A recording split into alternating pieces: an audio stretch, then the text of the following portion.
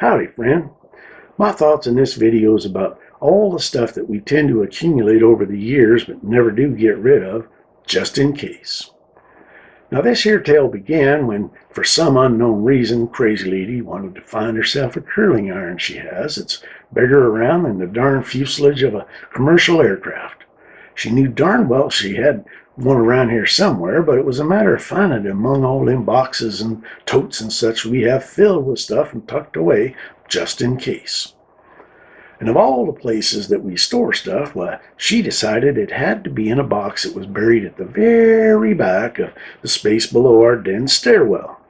So right off the start, that meant her moving about 20-odd cans of paint and such that we keep just in case. Well, it wasn't very long before it occurred to her that creepy crawly things live in them there places, and my name came a-floating up the stairs. Being a hero I am, I stepped in and around all them tall stacks of paint cans to assess her need, and I managed to maneuver myself to where I could find a way of getting out of doing anything. Now, to accomplish that, I launched into my efficiency expert mode and snidely remarked that some people would have simply used a flashlight so they didn't have to move all that dang stuff out. Well, twitching as her eyes glowed bright red and claws grew out of her shoes, I heard her growl, "Never mind, I should have known better than to ask," at which point I figured it was probably best if I went and fetched the flashlight. But when I got back, she stood glaring at me defiantly among all them there boxes of stuff that we kept just in case, already pulled out and half of them done gone through. Well, about that time I realized that I'd tripped her get her done switch and stupidly mentioned that if she just stopped keeping so darn much stuff that ain't nobody hardly ever uses, why, it'd be a whole heap easier to find things. Well, now, she weren't about to have any of that.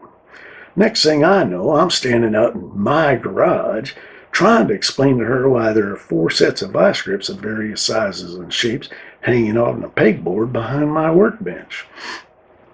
I easily justified them with, why, just in case. Ivana No rapidly followed that up with, well, what about the 4 sets of sockets and clicky thingies you have, or the 100 different screwdrivers? Amazed that she just couldn't grasp the reasons why, I explained, well, hun, just in case.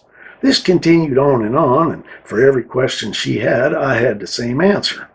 Finally growing tired of toying with such a simple mind, she went on to other, more adult things. However, by now, both of my brain cells were all fired up, and so instead of choosing to follow the path of sanity, I chose to follow the path of celibacy. Cornering Her Highness holding court upon her porcelain throne, I whipped open a drawer in her bathroom vanity and pulled out a container with about 2.2 million hair ties, pointed at her short hair, and said, "And I suppose you keep all of these here just in case."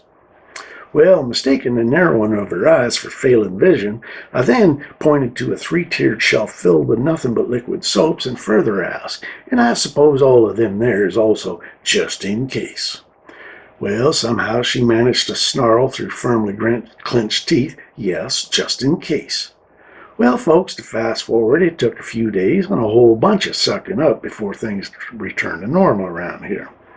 And I reckon that the whole adventure taught me a right valuable lesson, and that there's to know that whenever I get the urge to open my mouth, not to, just in case. Well, now, that there's my thoughts on this here matter. Now, I'd sure enough appreciate it if you'd like, share, and subscribe to my video before you go. And don't forget to turn on your notifications so you never miss one of my videos. Y'all come back now, you hear?